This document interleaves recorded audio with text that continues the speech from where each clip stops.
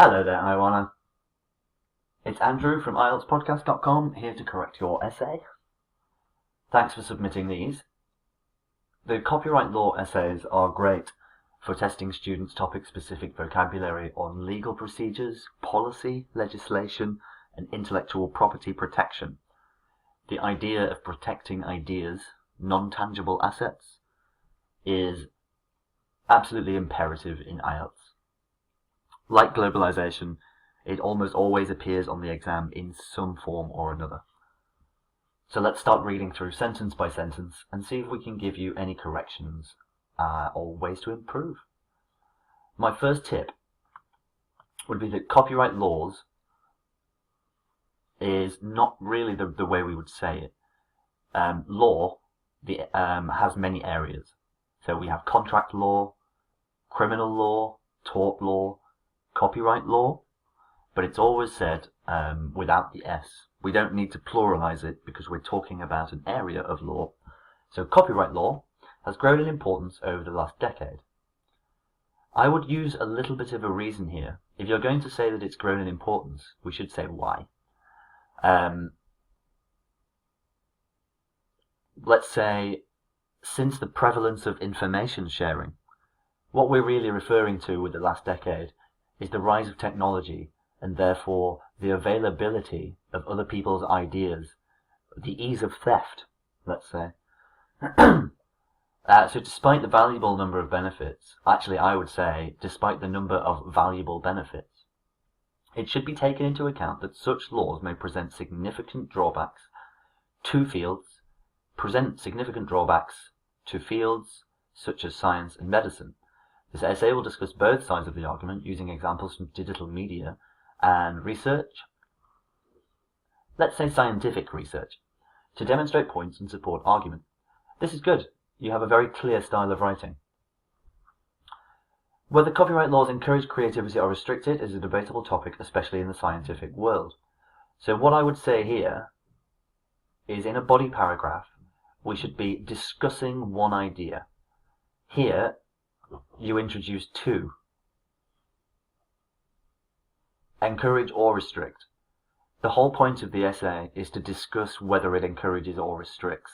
So this dichotomy here should be saved for the intro, and then body paragraph 1, does it restrict? Body paragraph 2, does it encourage? Conclude. This is largely because of the rising number, not raising number, rising number, of rules and regulations that have developed since the implementation of such laws. I would say actually it's since the implementation of digital information sharing.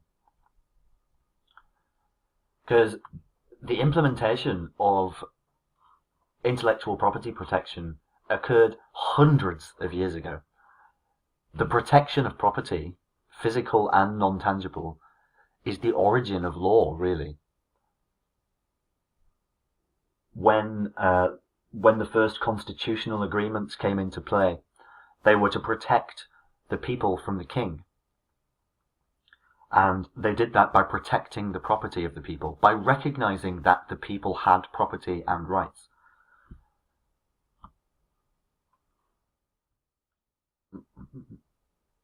Including the exclusive rights to publish and ultimately benefit financially from one's work. For example, recent studies from the University of Oxford have shown that areas such as medicine and research have experienced an increased number of academic exploitations, plural, for the sake of financial gain rather than scientific utility. Oh, great. Thus, such domains are encouraged by copyright law to be creative. Does that follow? This seems negative to me. For the sake of financial gain rather than scientific utility, how does that prove that the law encourages them to be creative? I think that if you're going for financial gain, it lessens creativity.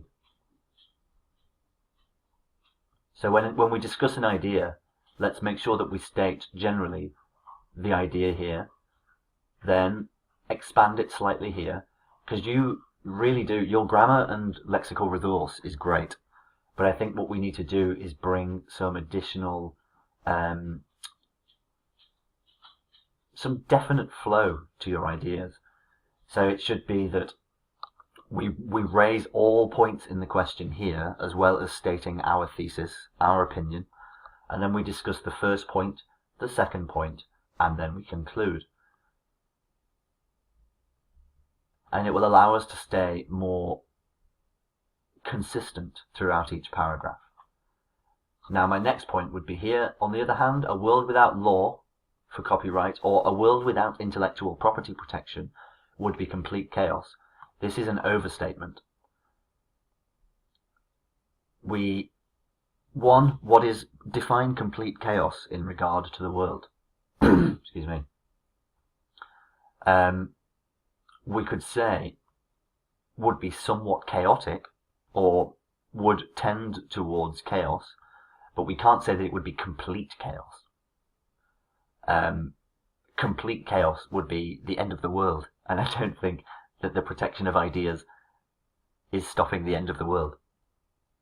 So, this is mainly because individuals would have permission, I would say de facto permission, because the absence of law does not grant permission, but people can imply that they are permitted from the absence of law, and that would be de facto. One word, D-E-F-A-C-T-O.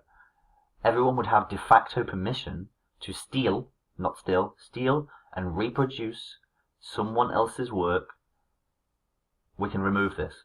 To steal and reproduce the work of others without legal consequences. Great. If we look, let's say, if we take digital media as an example, the tremendous capability it presents to distribute work in any domain, globally or worldwide,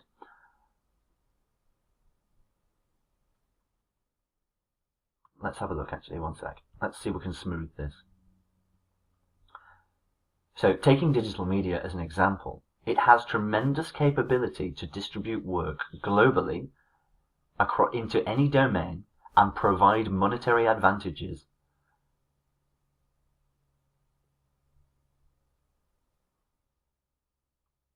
I would then put a full stop here and blend these two together. Therefore, copyright law is indispensable for the positive functioning of society, as it is imperative in protecting authors and their work. To conclude, although the quality of scientific research has fallen under the financial advantages of copyright laws,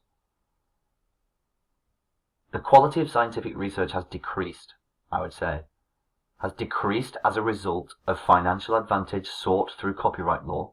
It should be acknowledged that without them, the negative consequences for society would entirely overshadow the positives. You don't struggle at all to express your ideas. I very much like your style of writing. You are no nonsense. You put it down. But we need to remove overstatements and make sure that our paragraphs only contain a single idea. No discussion should occur in a single paragraph. It should be to state an idea, and then we state another idea, and then we weigh them up and conclude. But let's move on to your task 1. So here, what we want to do is ensure that we produce a piece of writing that describes the graph so that the examiner does not even need to look at the image. So we must remain consistent with our numbers. We must talk about the groups precisely and not just use different names for them. And we must have a decent flow to our work in which we have a general introduction, and then a bit more detail, and then even more detail, and then a conclusion. We need to build up detail over time so that the examiner can construct the image in their mind. So the bar chart illustrates data concerning the total percentage of calories consumed by let's say by UK males of 3 different age groups. The food groups are dairy, meat, pulses, and vegetables. As the bar chart shows, dairy is the main source of calorie intake. This is caloric intake. Intake of calories, or caloric intake. So caloric intake for males aged 0 to 24 at roughly 43% of consumption, while meat and vegetables represent only 20%, followed by, I think this is pulses actually, not poultry. Poultry is chicken and birds, but there is no poultry mentioned. If we look, dairy, meat, pulses, vegetables, no poultry. Pulses at around 17%. Regarding the age group 25 to 49, half of the calories are provided by meat. Good, I have not seen anyone use this yet, but this is great. Half of the calories are provided by meat, next being dairy with a quarter of consumption, a quarter of intake, whilst only 10% is obtained from vegetables and pulses. Not quite accurate though, is it? Because vegetables takes up 15%. So we should say, whilst vegetables and pulses represent 15 and 10% respectively. Turning to the last age category, it can be observed that males over the age of 50 have by far, or consume by far, pulses as the main source of caloric intake. I would just say at 65%.